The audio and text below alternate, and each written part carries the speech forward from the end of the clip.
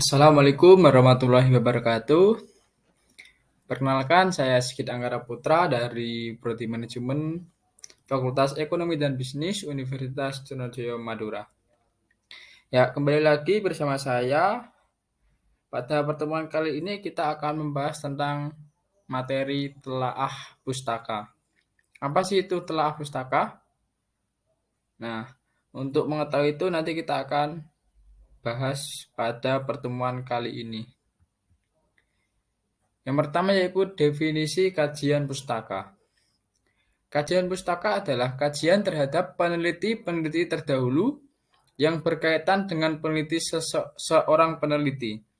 Tujuan dari telaah pustaka adalah untuk mengetahui perbedaan penelitian satu dengan penelitian lainnya, agar kebenaran penelitian dapat dipertanggungjawabkan dan terhindar dari unsur plagiasi.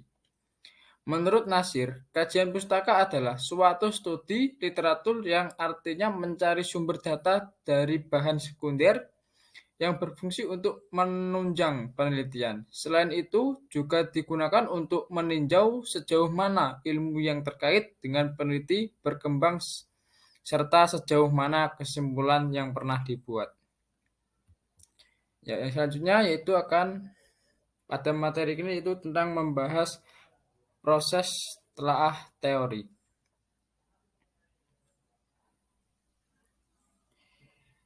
Terdapat 5 langkah penulisan tinjauan pustaka yang bisa kalian ikuti untuk memudahkan penulisannya nanti.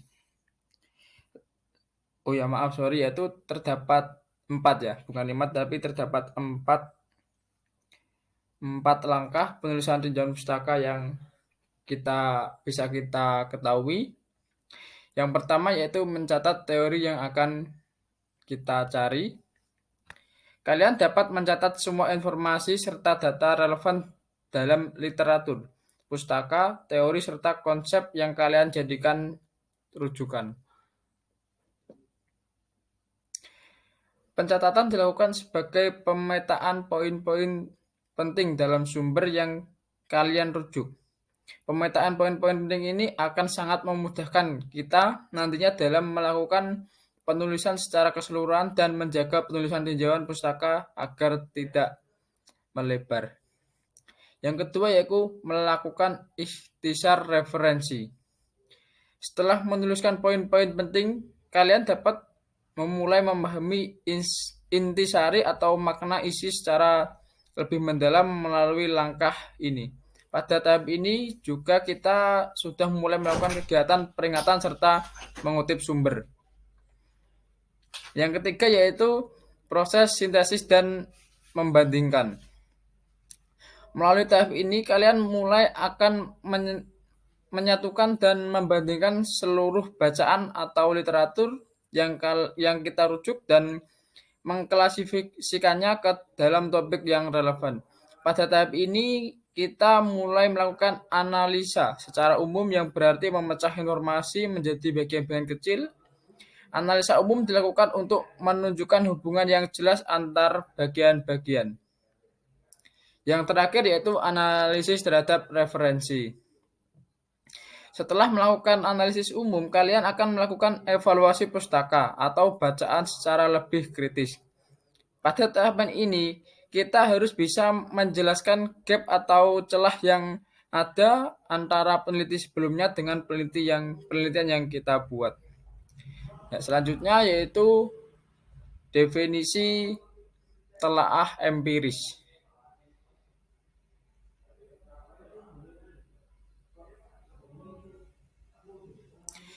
Kajian empiris adalah kajian yang didapatkan dari penelitian yang telah dilakukan sebelumnya oleh peneliti lain. Kajian empiris juga dapat didefinisikan sebagai hasil penelitian berupa observasi atau percobaan terdahulu yang mengemukakan beberapa konsep yang relevan dan terkait dengan penelitian yang dilakukan.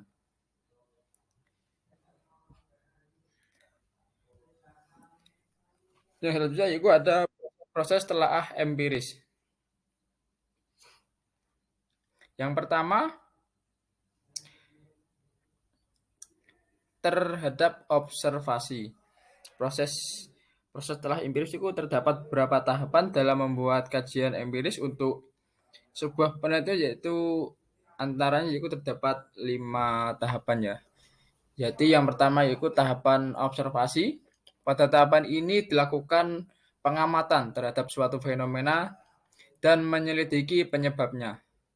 Untuk tahap kedua yaitu tahap induksi. Pada tahapan ini dilakukan perumusan hipotesis sebagai penjelas utama dari fenomena yang diamati sebelumnya. Yang ketiga yaitu tahap deduksi. Tahapan ini merupakan tahapan eksperimen yang berperan untuk menguji hipotesis. Dan yang keempat itu ada tahap pengujian. Tahap ini menjadi proses pengujian hipotesis melalui pengumpulan jenis data penelitian. Dan yang terakhir yaitu ada tahapan evaluasi. Tahapan ini menjadi tahapan interpretasi data dan perumusan teori terkait hasil eksperimen sebagai penjelas dari fenomena yang diamati.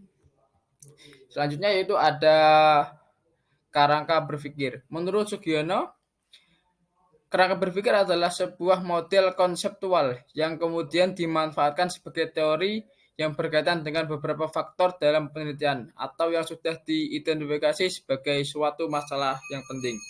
Nah, sedangkan definisi hipotesis ya. Jadi ini agak penulisannya agak apa ya? Agak berdempetan ya, yaitu menurut Sugiono, hipotesis yaitu jawaban yang masih bersifat sementara terhadap rumusan masalah penelitian, yang mana rumusan masalah penelitian sudah dinyatakan dalam bentuk pertanyaan. Hipotesis maka dikatakan sementara karena jawaban yang diberikan baru didasarkan pada teori. Yang selanjutnya itu ada jenis-jenis hipotesis.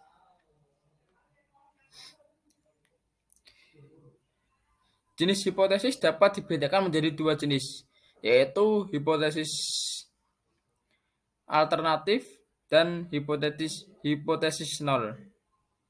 Oh maaf, yang maksud itu hipotesis kerja ya, bukan iya, hipotesis alternatif ini biasa disebut juga dengan hipotesis kerja. Hipotesis kerja kerap itu apa ya? Ada kalanya hipotesis itu disimpulkan dengan H1. Jadi hipotesis kerja ini berfungsi untuk menyatakan hubungan antara variabel X dan Y. Hipotesis ini juga bisa menunjukkan adanya perbedaan antara dua kelompok. Hipotesis ini menjelaskan adanya hubungan antara variabel dengan variabel lain. Contohnya ada hubungan antar tingkat kekayaan yang tersedia dan ketersediaan sebuah lowongan pekerjaan.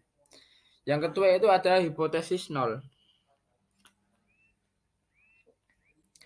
Hipotesis nol atau nol hipotesis biasanya disimbolkan dengan HO. Nama lain hipotesis ini adalah hipotesis statistik.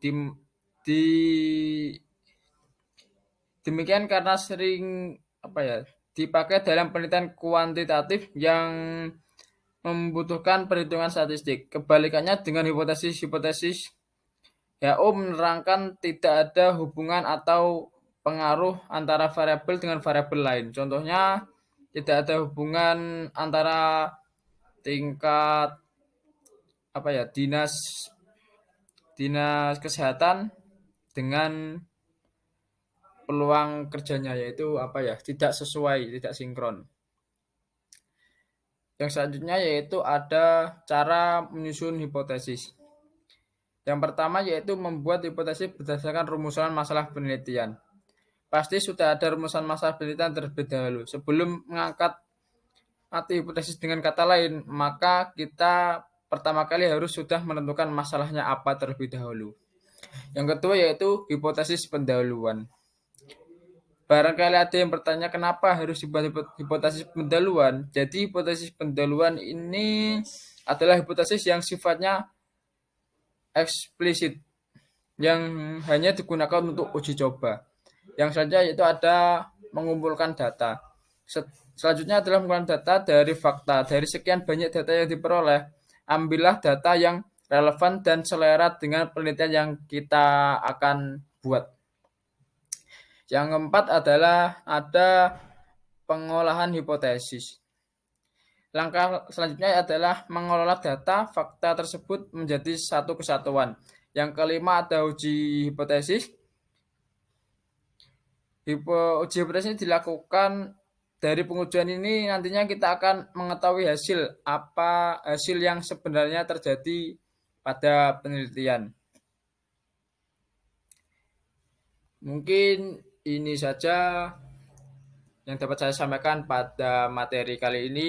Bila ada salah kata ataupun yang lainnya mohon dimaafkan. Wassalamualaikum warahmatullahi wabarakatuh.